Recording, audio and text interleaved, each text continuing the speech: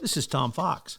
I'd like to welcome you to the newest addition to the Compliance Podcast Network, the Compliance Tip of the Day. This is the podcast where we bring you daily insights and practical advice on navigating the ever-evolving landscape of compliance requirements. Whether you're a seasoned compliance professional or just starting your journey, my aim in this podcast is to provide you with a bite-sized, actionable tip to help you stay on top of your compliance game. Join us as we explore the latest trends from the Department of Justice, share some best practices, demystify complex compliance issues to help keep your organization doing business ethically and in compliance, and at the end of the day, more profitably. Tune in daily for your dose of compliance wisdom. Let's make compliance a little less daunting, one tip at a time. Now a word from the sponsor of the Compliance Podcast Network, Ethico. In compliance, the value of anonymous reporting is undeniable. But with Ethico, anonymity doesn't mean a loss of connection. Our blinded, two-way communication fosters an environment of trust and confidentiality, encouraging open and honest dialogue.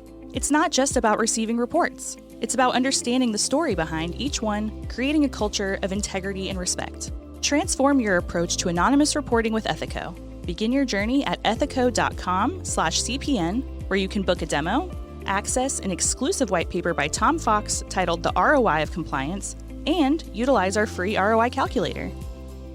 Today on the Compliance Tip of the Day, we take up the always contentious issue of executive compensation and compliance. For several reasons, this has bedeviled many compliance practitioners over the years. Gretchen Morgensen has talked about this for a long time and believes it's important for senior executives to have skin in the game. The Department of Justice certainly believes this in terms of their clawbacks and holdbacks, but I think you need to think about it in terms of your actual compensation, particularly discretionary compensation for senior executives. Perverse incentives occur when executives are encouraged to take excessive risk so they can profit from that risk, which of course is how many of their profit compensation programs are set up, all the while knowing they won't have to pay any fines or face any costly consequences of their action. Obviously, this means clawbacks and holdbacks, but skin in the game. So you can have a wide variety of accountability, but as you might guess, corporate leaders are somewhat less than thrilled at the prospect of being accountable. In the compliance context, however, this is the kind of proposal exactly that the board of directors would want to put in place. They all have benefits of a business solution to a legal problem. For those who argue that senior executives cannot or should not be responsible for the nefarious actions of others, it is ironic that senior executives readily take credit for positive corporate activities, even though, of course, they may not know anything about them. Sarbanes-Oxley, under SOX, corporate executives must make certain certifications around financial reporting, and there's no reason they can't be required to do so under compliance. Perhaps shareholders will simply become tired of senior executives claiming they could not know what was happening in their business and will have had their fill of hearing about, quote, rogue employees, end quote, who go off the rails by engaging in bribery and corruption.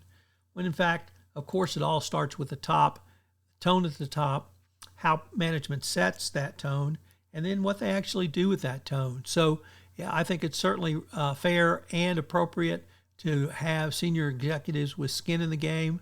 The Department of Justice has gone about this in their discussions of clawbacks and holdbacks, but you as a compliance professional need to think through, and your board of directors needs to think through this entire issue in terms of compensation for senior executives.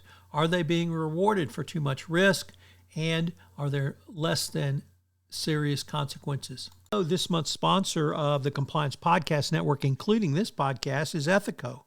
Have you ever wondered about the ROI of your compliance program or had concerns with presenting budget proposals to your CFO? Well, I partnered with Ethico to write a white paper on the ROI of compliance and how you can think through compliance as an investment strategy. Ethico has put together a ROI calculator for you. Check them out on the website. This is Tom Fox again. This new podcast, Compliance Tip of the Day, will appear daily. And frankly, it's one of the most requested topics for a podcast that I get on a regular basis. It's going to be short and sweet with one tip with some takeaways that you can utilize to implement into your compliance program. If you've got a question that you would like a tip on, please submit them through our website, and we will use them in an upcoming episode. The compliance tip of the day is a production of the award-winning Compliance Podcast Network.